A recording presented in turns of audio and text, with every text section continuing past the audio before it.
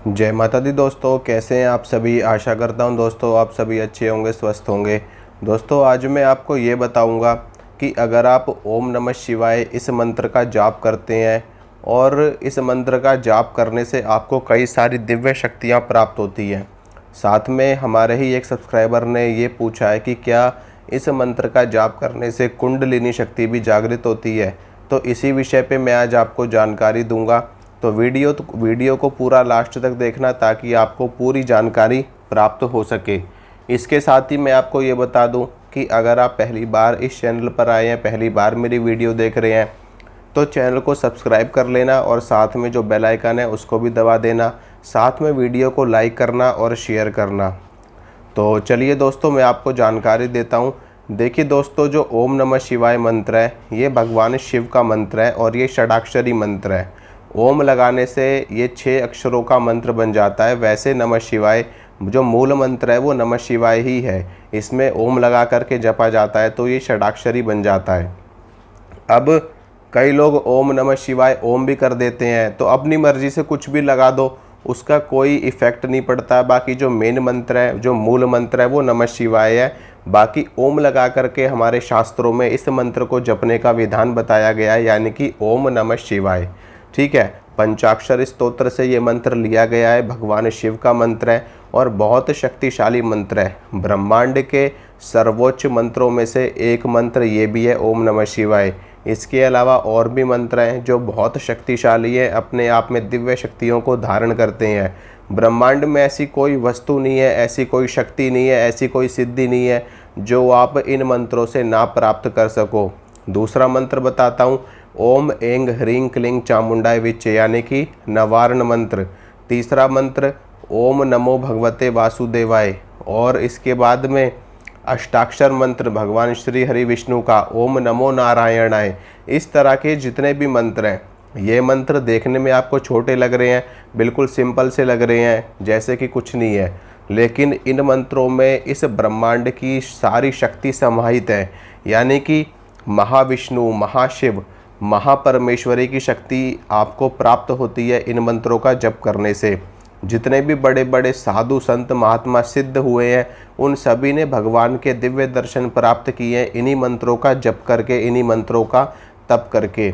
आप भी प्राप्त कर सकते हैं, इसमें कोई दो राय नहीं है।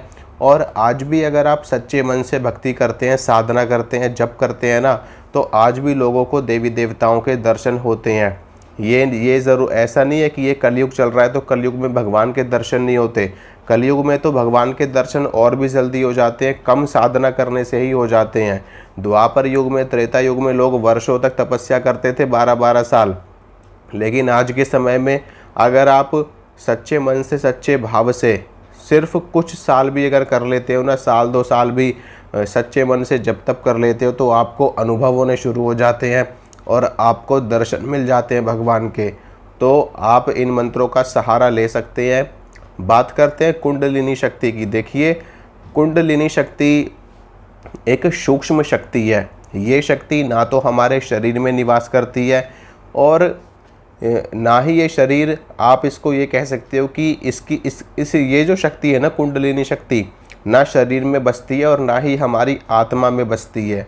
ये शक्ति एक स्वतंत्र शक्ति है और ये जो शक्ति है ना, ये मंत्र का जप करने से ही जागृत होती है। मंत्र का बार बार जब आप जाप करते हो, बार बार पुरस्चरण करते हो मंत्र को बार बार आप बोलते हो, तो उससे ये शक्ति जागृत होनी शुरू होती है।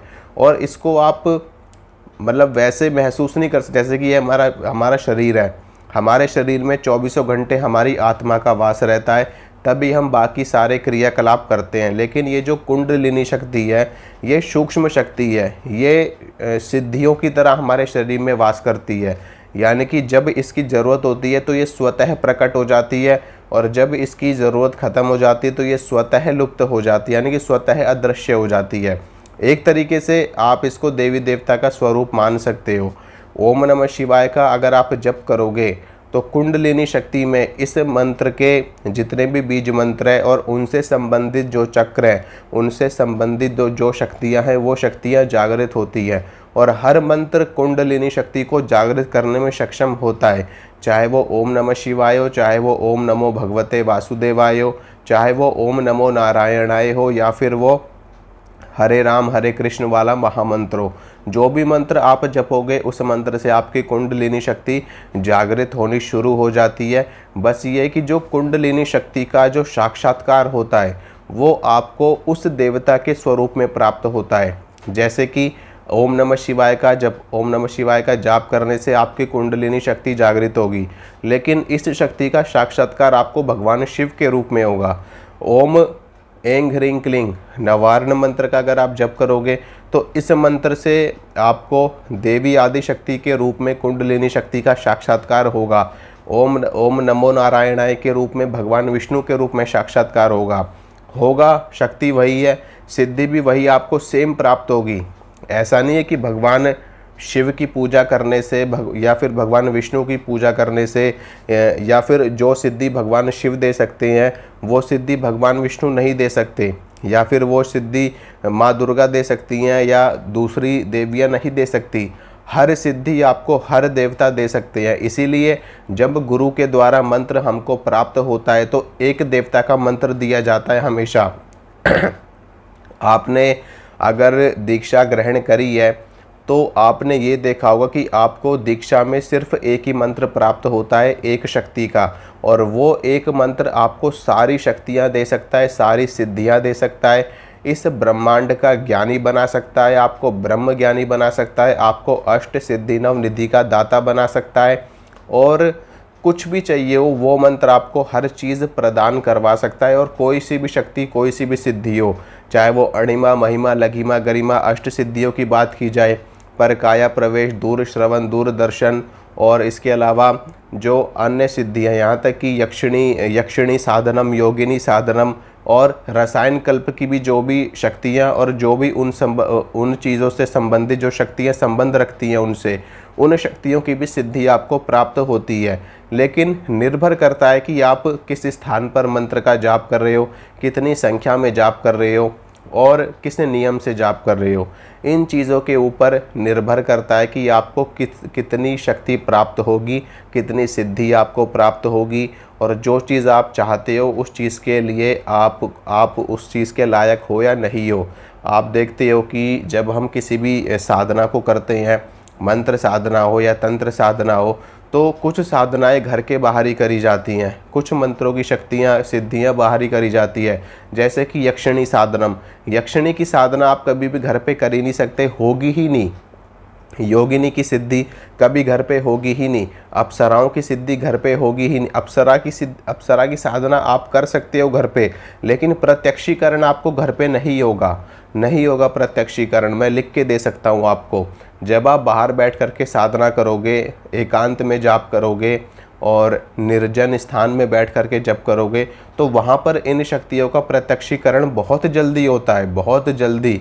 महीने 2 महीने में इन शक्तियों का प्रत्यक्षीकरण हो जाता है। लेकिन घर पे करोगे ना तो साल भर भी मंत्र का जाप करोगे तो भी नहीं होगा। घर में देवी देवताओं का प्रत्यक्षीकरण हो जाता है, देवी देवताओं के दर्शन हो जाते हैं, और बाहर तो होते ही होते हैं। देवी देवता सर्वज्ञ है, कण कण में उनका वास है, इसलिए इनकी साधना कहीं भी की जा सकती है।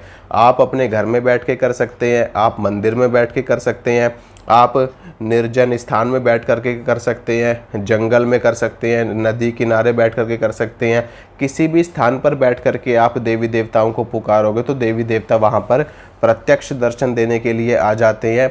बस आपके अंदर वो दम होना चाहिए, आपके अंदर वो बात होनी चाहिए, और आज भी देवी देवताओं के दर्शन होते हैं। मैं लिख के दे सकता हूँ आपको।